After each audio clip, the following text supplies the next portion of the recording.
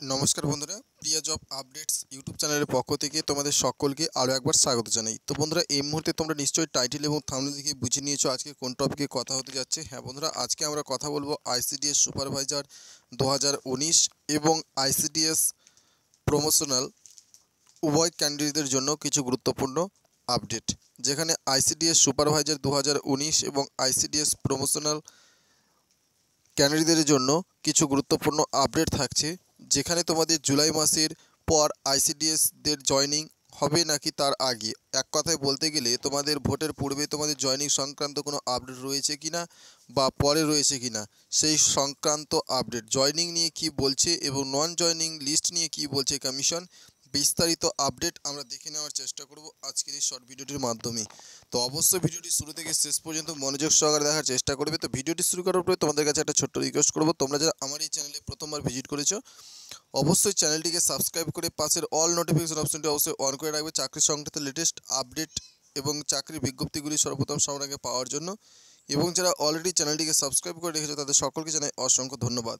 তো বন্ধুরা, ভিডিওটি দেখার পর অবশ্যই বন্ধুদের কাছে লাইক দিয়ে অবশ্যই প্রচুর পরিমাণে শেয়ার করে ছোট্ট একটা অনুরোধ হলো তোমাদের সকলের কাছে। তো চলো বন্ধুরা, আমরা দেখে নিই আজকের গুরুত্বপূর্ণ আপডেটটি। তো বন্ধুরা, আমরা আজকে মূলত ভিডিওটি ক্রিয়েট করেছি আইসিডিএস সুপারভাইজার 2019 এবং আইসিডিএস প্রফেশনাল যারা ক্যান্ডিডেট রয়েছে তাদের সকলের জন্যই। তো তোমরা যারা ভিডিওটি দেখছো আশা করি প্রত্যেকে রয়েছে আইসিডিএস সুপারভাইজার 2019-এর প্রার্থী এবং আইসিডিএস প্রমোশনাল প্রার্থীরা। তো মেইনলি যে টপিকটা নিয়ে আমরা কথা বলবো সেটা হচ্ছে আইসিডিএস সুপারভাইজারের যে প্যানেলটা প্রকাশ করেছে বা জয়নিংয়ের যে লিস্ট সেটা কি আদৌ প্রকাশ করবে পিএসসি, যেটা কিন্তু হাইকোর্ট থেকে নির্দেশ দেওয়া হয়েছিল যে জুলাই মাসের মধ্যে অর্থাৎ আগামী 6 মাসের মধ্যে নতুন প্যানেল প্রকাশ করতে হবে পিএসসিকে অর্থাৎ ওয়েস্ট বেঙ্গল পাবলিক সার্ভিস কমিশনকে, যাতে আইসিডিএস সুপারভাইজার 2019-এর সমস্ত প্রার্থীরা জয়েনিং করতে পারে যত দ্রুত সম্ভব। এবং এই দ্রুত সম্ভবটাকে সফল করার অন্যতম প্রয়াসটাকে গড়ে তুলতে বাধ্য থাকবে একমাত্র পিএসসি অর্থাৎ West Bengal public service commission. কিন্তু সেই রকমইভাবে এখনও পর্যন্ত কোনো কার্যকর সিদ্ধান্ত গৃহীত হয়নি বা পদক্ষেপ গৃহীত হয়নি পাবলিক সার্ভিস কমিশন তথা ওয়েস্ট বেঙ্গল পাবলিক সার্ভিস কমিশনের পক্ষ থেকে।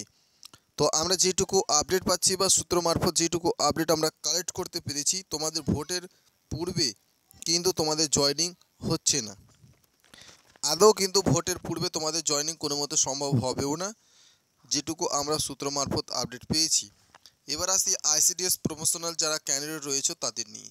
আইসিডিএস প্রমোশনাল যে ক্যান্ডিডেট রয়েছে তাদেরও একটা খুবই দুঃখকর একটা ঘটনা, যে এটাও কিন্তু দীর্ঘদিন ধরে ওয়েট করে রয়েছে, দীর্ঘদিন ধরে ঝুলিয়ে রেখেছে পিএসসি। কেন যে এত ঢিলে হয়ে থাকছে সেটাও কিন্তু বলা ঊর্ধ্বতন কর্তৃপক্ষের কাছে তো আমরা কিছু বলতেই পারবো না। তাছাড়া আমরা যেহেতু পিএসসির কাছে কিছু বলার নেই, যত কিছু হোক না কেন সব কিছুতেই তো দুর্নীতি রয়েছে। তো যাই হোক, দুর্নীতি তোলাবাজ আমরা যা কিছুই দেখি না কেন পিএসসি একেবারে চরম ঊর্ধ্বে রয়েছে।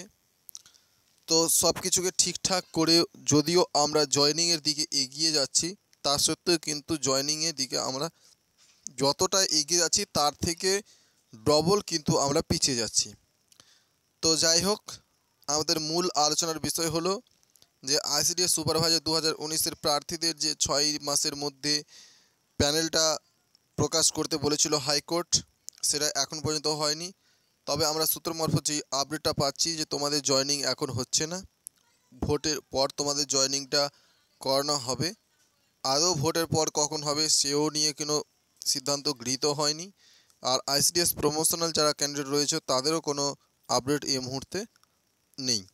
তো ফ্রেন্ডস, তোমরা যত দ্রুত সম্ভব পারো পিএসসির যে ইমেল সাইটটা রয়েছে সেখানে তোমরা তোমাদের মতামতটা দিয়ে তোমরা মেইল করতে পারো। ধন্যবাদ।